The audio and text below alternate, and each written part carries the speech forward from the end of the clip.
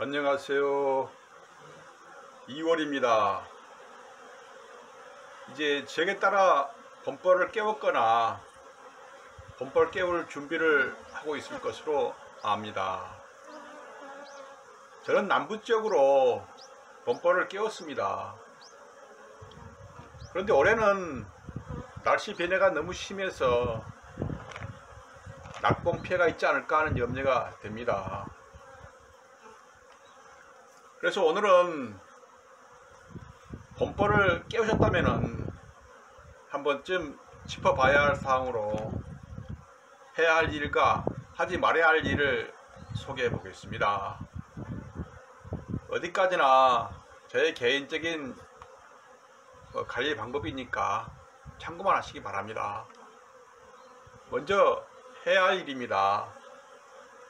첫째는 보온관리입니다.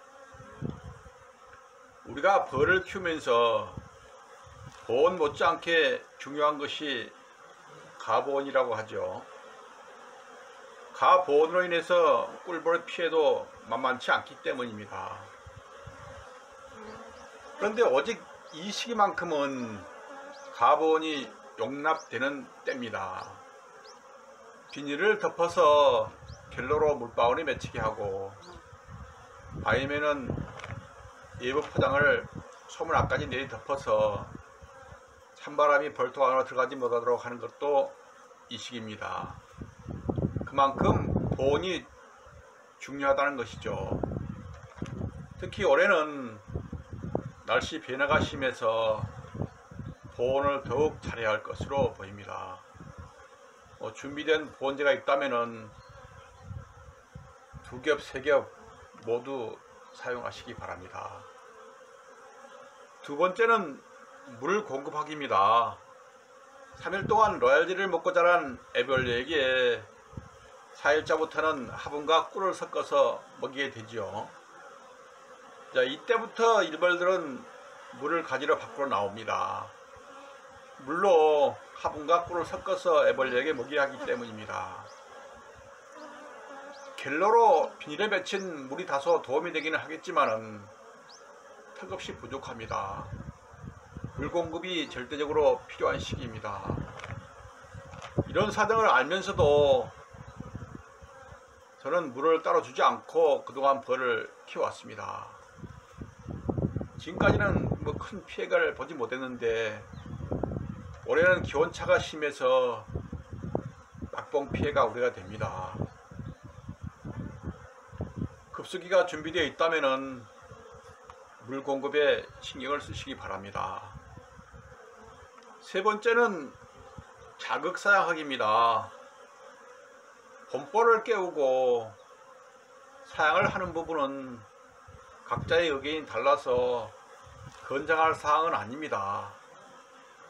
하지만 봉군의 활력을 높이고 물을 따로 주지 않아도 되는 효과가 있어서 저는 매년 해왔죠. 근데 올해는 또 날씨 때문에 좀 늦어지고 있습니다.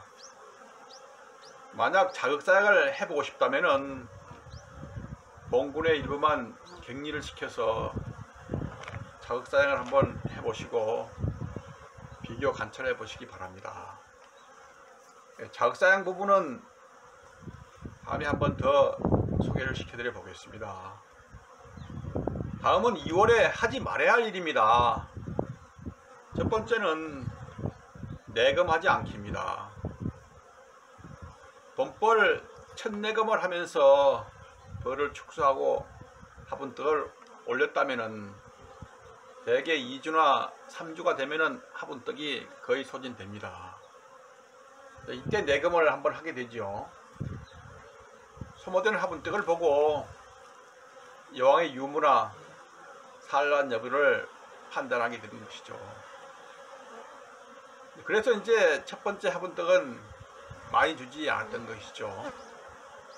이른바 범벌 깨우고 필수 내검입니다. 필수 내검이 끝났다면은 한동안 내검을 하지 않습니다. 내검을 하게 되면은 봉군 내부의 열기가 식는 것도 문제지만은 봉군의 안정을 그만큼 해치기 때문입니다. 이제 범벌 내검 한번 하는데 한 2, 3일 정도 그 산란이 지연된다는 그런 의견도 있죠. 두 번째는 응애 방지하지 않기입니다. 내검과 마찬가지로 응애 방지도 하지 않습니다. 응애를 잡기 위해서 어떤 방법이든 간에 반응, 그러니까 약제를 줘야 하는데 꿀벌에게 피해를 주지 않으면서 응애만 잡는 약은 저는 없다고 봅니다. 뭐 친환경이든 무슨 약제가 됐든 저는 아직까지 그런 약제는 없다고 보는 것입니다.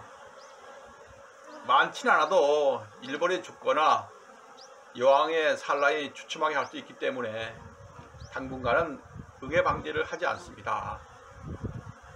우리가 범벌 한 마리가 여름벌 10마리 몫을 한다는 말이 있죠.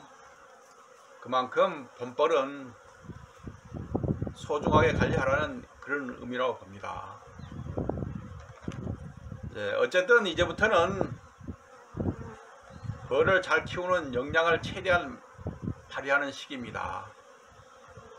벌꿀을 많이 뜨는 것은 그 다음 문제이고 지금은 벌의 세력을 최대한 늘리는 때인 만큼 자신만의 기술을 여지없이 펼쳐보시기 바랍니다. 감사합니다.